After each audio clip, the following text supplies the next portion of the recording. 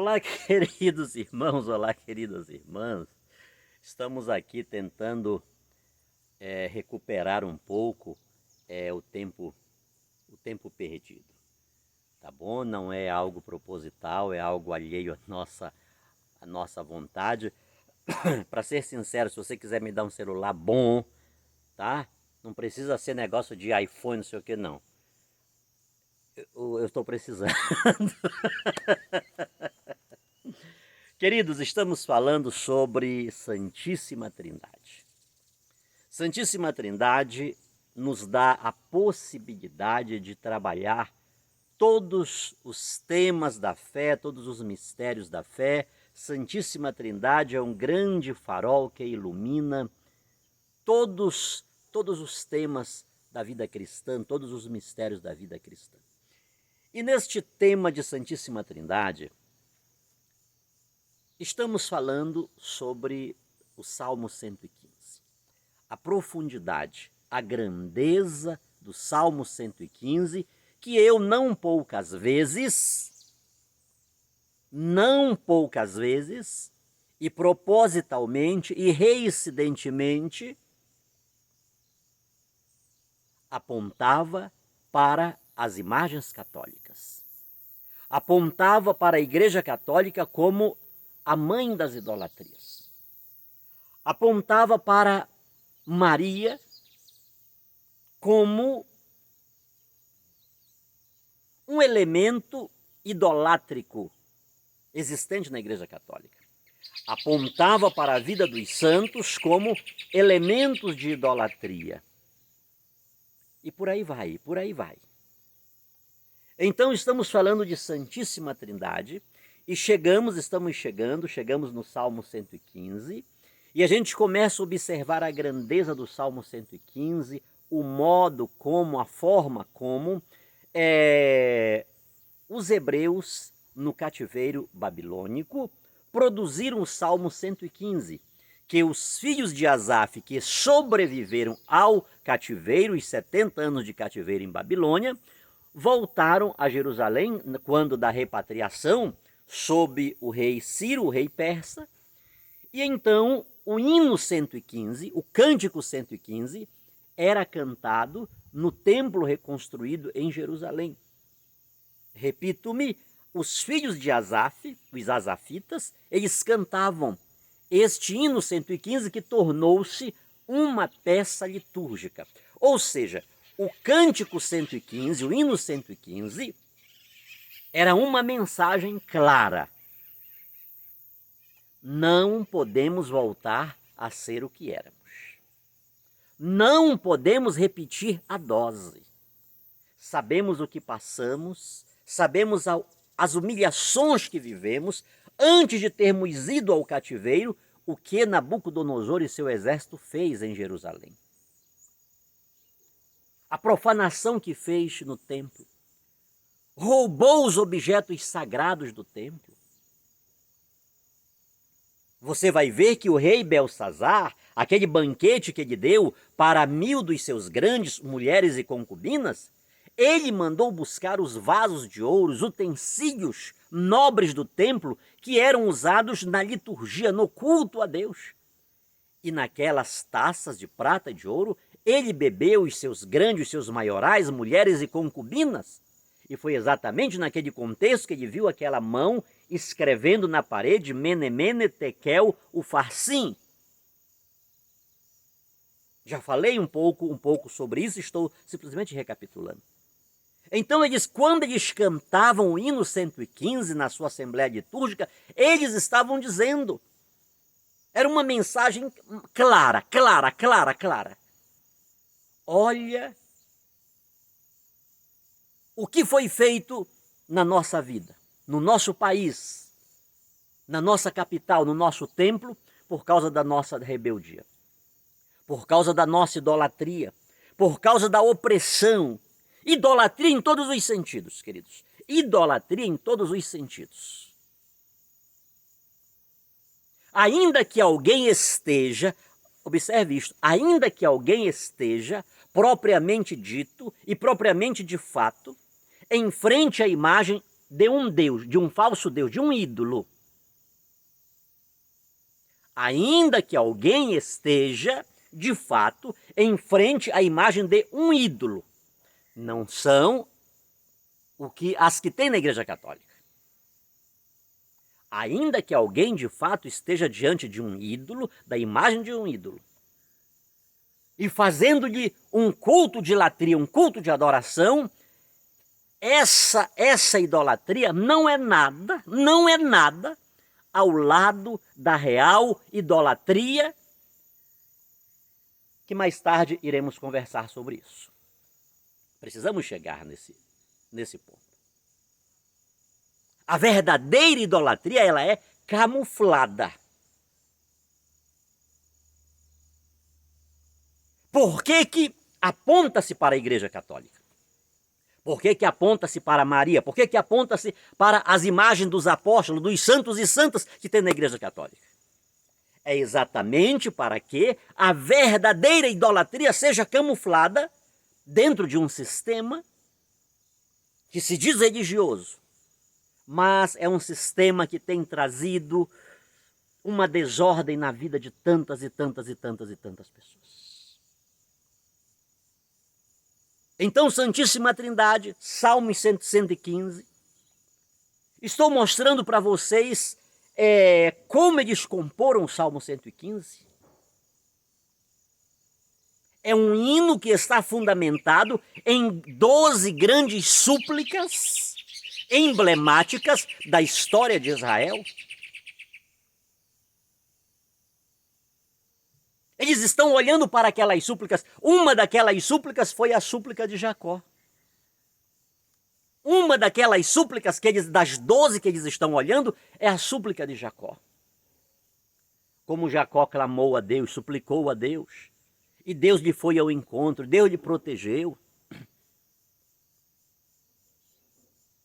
Jacó ficou numa sinuca de bico, por exemplo, ali em Siquém, quando a sua filha foi raptada e estuprada, e os seus filhos invadiram a cidade de Siquém, fizeram aquela carnificina.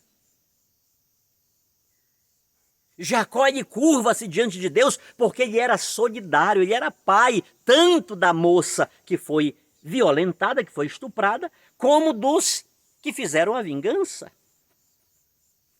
Então ele era diretamente solidário naquela situação. Mas naquele momento ele clama ao Senhor, ele reconhece a sua fragilidade, ele reconhece que seus filhos lhe colocaram numa situação odiosa diante das pessoas da cidade. A sua família era pequena, poderia ser contada. Se o povo daquela região investisse contra ele, ele e sua família pereceriam.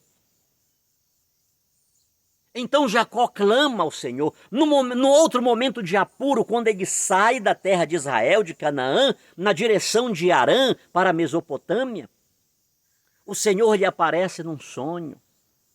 Ele faz um voto. Ou seja, lá no exílio babilônico, Israel está revivendo isso tudo. E eles estão dizendo, assim como Deus socorreu Jacó, assim como Deus foi ao encontro de Jacó e o livrou naquele momento tão difícil de sua vida, assim como ele caminhou com ele, aquele exército de anjos, no evento de Mahanaim, né?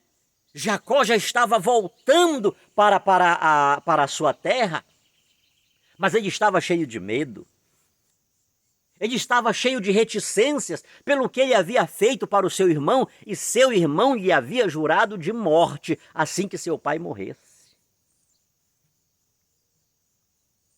E no meio de tudo aquilo, quando ele sai das dependências, dos limites do seu tio Labão, o que é que ele encontra? Os anjos do Senhor. Aí ele disse, este é o exército de Deus, é o acampamento de Deus, as tropas do céu, é o que significa Mahanaim. É Deus dizendo para Jacó, eu estou contigo, moço. Não temas, ser corajoso, tem um exército meu ao teu lado. E isso serve para nós, queridos. Quantas e quantas coisas tão simples nos fragilizam, nos amedrontam, como aconteceu com Jacó. Ele teve aquela experiência, ele mesmo colocou o nome daquele lugar de Mahanaim, porque aqui é o lugar das tropas celestes, o exército de Deus está aqui. Mas quando ele avista o seu irmão Esaú, com 400 homens, antes de avistar, quando ele soube que seu irmão Esaú estava indo ao seu encontro com 400 homens, aí pronto, queridos, parece que ele não viu tropa celeste, ele não viu acampamento de Deus, ele não viu anjos, ele não viu nada. Ele ficou aterrorizado. Ele ficou aterrorizado. Isso somos nós, queridos. Isso somos nós que não poucas vezes desconfiamos de Deus. Não poucas vezes ignoramos a presença sólida, autêntica, real, magnífica, onipotente de Deus na nossa vida, e coisas tão pequenas nos fragilizam, nos amedrontam, nos fazem recuar, nos fazem desistir dos nossos sonhos, dos nossos propósitos. Então Israel, lá em Babilônia, está olhando para a sua história. Aqueles que estavam no cativeiro babilônico, 7 vezes pior que o cativeiro egípcio, eles estão lembrando de tudo aquilo. Como Deus salvou aquele, como Deus escutou aquele, como Deus foi ao encontro de mais aquele, como ele estendeu as mãos naquele momento, e aí eles estão produzindo o Salmo 115, e eles começam com uma frase que é extraordinária: não a nós, Senhor, não a nós, mas ao teu nome a glória. Ao teu nome a honra, ao teu nome o louvor. Salva-nos não por causa da nossa honra, do nosso nome, não, mas por causa do teu nome. Ou seja, eles estão querendo agora colocar Deus no seu devido lugar. É Deus que tem que reinar, é Deus que tem que aparecer, é Deus que tem que sobressair, como João Batista vai dizer, importa que ele cresça e eu diminua.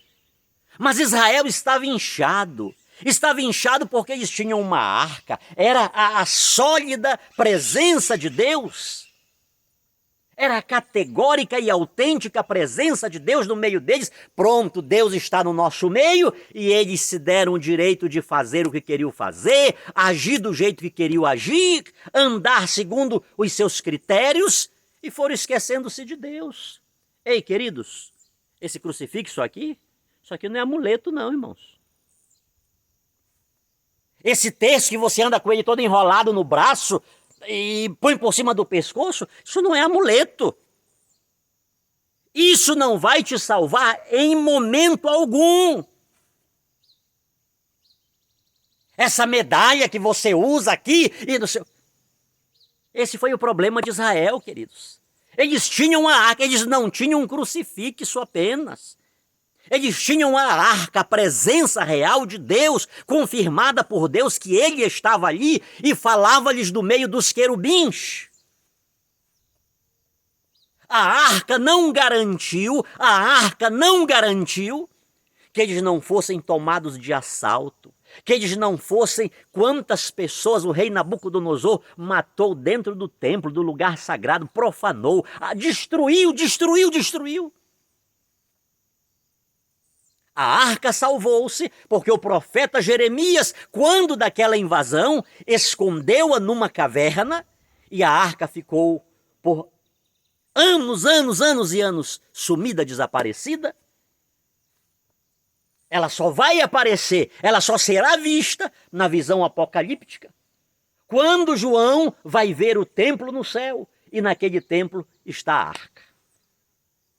Mas na terra, quando eles voltaram do cativeiro, que o rei Ciro deu inclusive condições para que eles reconstruíssem os muros, reconstruíssem o templo, as casas dos nobres, aquela coisa toda, naquele templo, o Santíssimo, o Santo dos Santos, não tinha mais a arca. Então prestemos atenção nisto, queridos. Não é o crucifixo, o terço que eu enrolo no braço ou no pescoço, a medalha que eu uso, não! Deus estava no meio deles, e é aí que está o problema. Vamos lá para o Sócrates? Olhando para dentro de mim, quem é que eu vejo? Deus. Este é o problema. Deus estava no centro de Israel, inclusive no templo, ele estava no centro do templo, no lugar mais santo, no lugar mais sagrado, no lugar mais profundo. E Israel não conseguiu ver Deus no seu centro. No centro da sua história, no centro da sua nação, no centro do seu templo e menos ainda no centro da sua vida. Isso é pouco? Então não adianta eu amuletar-me com um crucifixo, com um terço, com uma medalha e não querer compromisso com Deus. Até porque a gente verifica lá em Êxodo capítulo 5, se guardardes a minha palavra, se observardes a minha aliança, vós sereis o meu povo sagrado, a minha nação sagrada, o meu reino sacerdotal.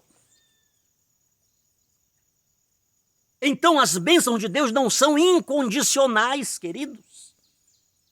As bênçãos de Deus não são incondicionais. Deus exige de cada um de nós a liberdade, a responsabilidade dos nossos atos. Isto aconteceu desde a origem da criação. Se tomarmos como os nossos primeiros pais, Adão e Eva, Deus já disse-lhes claramente: podeis fazer aí de tudo, menos isto. Vocês podem andar aqui para todo lado, ó, tudo quanto é porta, vocês podem entrar, esses caminhos podem... Mas tem uma porta aqui, que essa vocês não podem chegar perto. Vocês não podem abrir, vocês não podem entrar por este caminho. E no meio de tantas coisas que eles podiam fazer, eles foram exatamente aquela porta e aquele caminho que Deus lhes havia dito: não entrareis por ele. Não bateis nessa porta, porque no dia que eu fizerdes, morrereis. Eles pagaram. Deus não exime o homem da sua responsabilidade, da sua culpa. Deus não dá ao ser humano uma missão que lhe seja incapaz de realizar. Os mandamentos de Deus não são pesados. Ele cumula-nos da capacidade suficiente para fazer ou não fazer, para ir ou não ir, para estar ou não estar, para ser ou não seu aliado no projeto salvífico. Então, queridos irmãos e queridas irmãs, observemos um pouco de tudo isto que é que Israel está cantando com o hino 115. Os filhos de Asaf estavam dizendo constantemente, eles não cansavam de cantar o hino 115, porque era uma mensagem clara: vamos fazer a vontade de Deus, façamos a vontade de Deus, andemos nos seus caminhos, queiramos Ele como nosso Deus, não repitamos a dose, porque já sabemos o que nos aconteceu antes de irmos ao cativeiro, como fomos ao cativeiro, com saudade da nossa pátria, e agora tínhamos uma imagem terrível, que era ver o nosso templo queimado, destruído, sangue sendo derramado dentro do lugar sagrado, tanta carnificina por causa dos nossos pecados. Passamos lá 70 anos, clamamos ao Senhor, Ele escutou a nossa voz, o nosso clamor e nos trouxe de volta. Então vamos nos emendar. E agora, Santíssima Trindade, Salmo 115, vida de Jacó. É obrigado, a gente chega necessariamente aos santos e santas.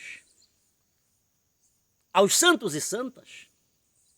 Porque eles têm uma proeminência, e creio que já falei isso no último vídeo, teria que assistir, depois eu vou checar isso. Eles têm uma proeminência sobre os patriarcas. Observe uma coisa aqui, queridos. Observemos uma coisa.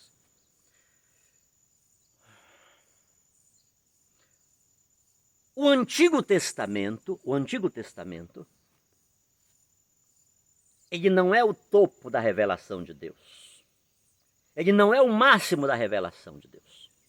O Antigo Testamento está apontando para o Novo Testamento. O antigo Israel, ele está apontando para o novo Israel. O antigo Israel, a nação israelita, não é o topo da revelação, da manifestação de Deus. O antigo Israel está apontando para o novo Israel, que é a igreja, que sou eu, que é você, que somos nós. Os 12 patriarcas estão apontando, eles não são o topo da revelação, da manifestação de Deus.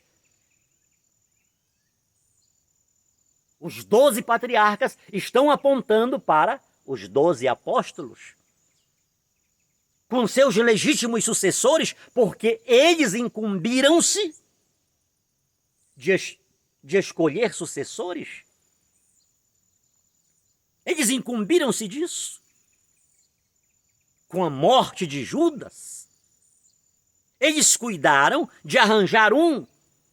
Escolheram 2, e entre aqueles 2, um foi tirado para ocupar o lugar de Judas, porque os 12 precisavam estar naquele colégio tal qual Jesus tinha estabelecido.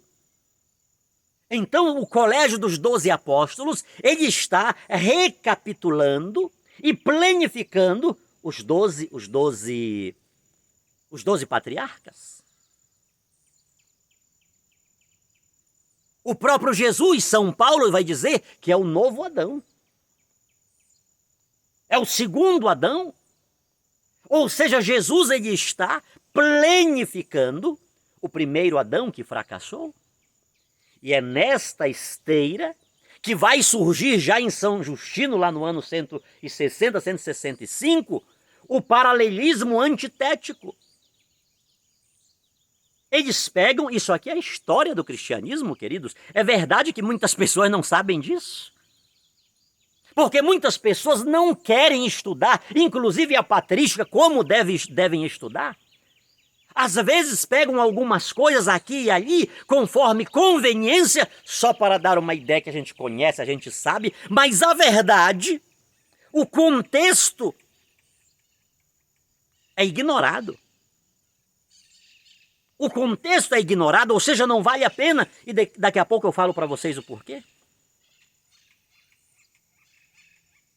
Então é na esteira daquilo que disse São Paulo, um texto literalmente bíblico, que Jesus é o segundo Adão, o perfeito Adão, o máximo Adão, o autêntico Adão. Os primeiros cristãos, os primeiros estudiosos da Bíblia, os padres apostólicos, aqueles que foram sucedendo os apóstolos, eles começam a organizar de forma sóbria, coerente, à luz do Antigo Testamento, a doutrina cristã, que vamos conhecer no Novo Testamento como ensinamento da igreja.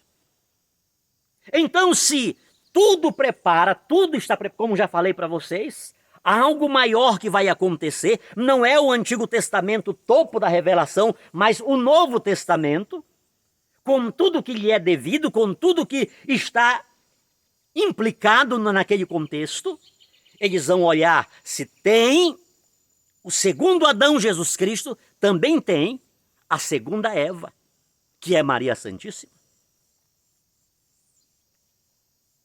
Aquela primeira virgem Eva, ela disse um não para Satanás. A segunda virgem, Maria Santíssima, ela diz um sim para Deus. A primeira, pela sua desobediência, ela transmite para a humanidade a morte, o pecado e a morte. A segunda, pela sua obediência, ela é causa de vida para a humanidade.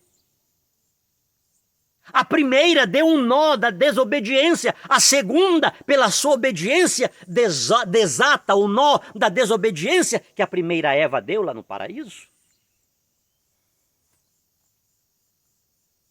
Então é à luz disto, queridos, observemos, já que tudo no Antigo Testamento está preparando o Novo Testamento com seus personagens, tem algo que a gente precisa ver aqui. Quem é que chama no Antigo Testamento é Deus. Quem é que chama no Novo Testamento é Deus. Façamos o homem a nossa imagem conforme a nossa semelhança. Este façamos está correspondendo a quê? Este plural. Embora o Antigo Testamento não tivesse uma noção clara da Santíssima Trindade, como a igreja teve, porque o próprio Senhor Jesus foi ele quem disse: ide, ensinai todos os povos, batizai a todos em nome do Pai, do Filho e do Espírito Santo. A fórmula trinitária, ela aparece na boca do próprio Senhor Jesus Cristo. Ele fala do Pai, do Filho e do Espírito Santo, ou seja, o batismo cristão, ele precisa ser estabelecido em cima desta fórmula trinitária, e essa fórmula trinitária ela vai aparecer no Novo Testamento de forma grande. Então o Antigo Testamento não tinha esta concepção clara, nítida da Santíssima Trindade, mas o Novo Testamento vai ter. O Novo Testamento vai desenvolver, porque o ensinamento do Novo Testamento é o ensinamento da igreja. É a consumação de todas as coisas. A igreja será consumada na glória, na escatologia transcendente. Não é uma escatologia pessoal, não é apenas uma escatologia nacional, regional, mas é uma escatologia universal. E é por ocasião desta escatologia universal que a igreja será consumada na glória. Então é olhando para a consumação do Antigo Testamento que se dá no Novo Testamento, com Jesus Cristo, que é o próprio Deus, a segunda pessoa da Santíssima Trindade, que nós veremos os apóstolos, os discípulos, os santos, que eles vão ter uma primazia sobre os patriarcas sem desmerecer nenhum deles. Sem desmerecer nenhum deles, porque a história deles é rica, é grande, é fantástica, é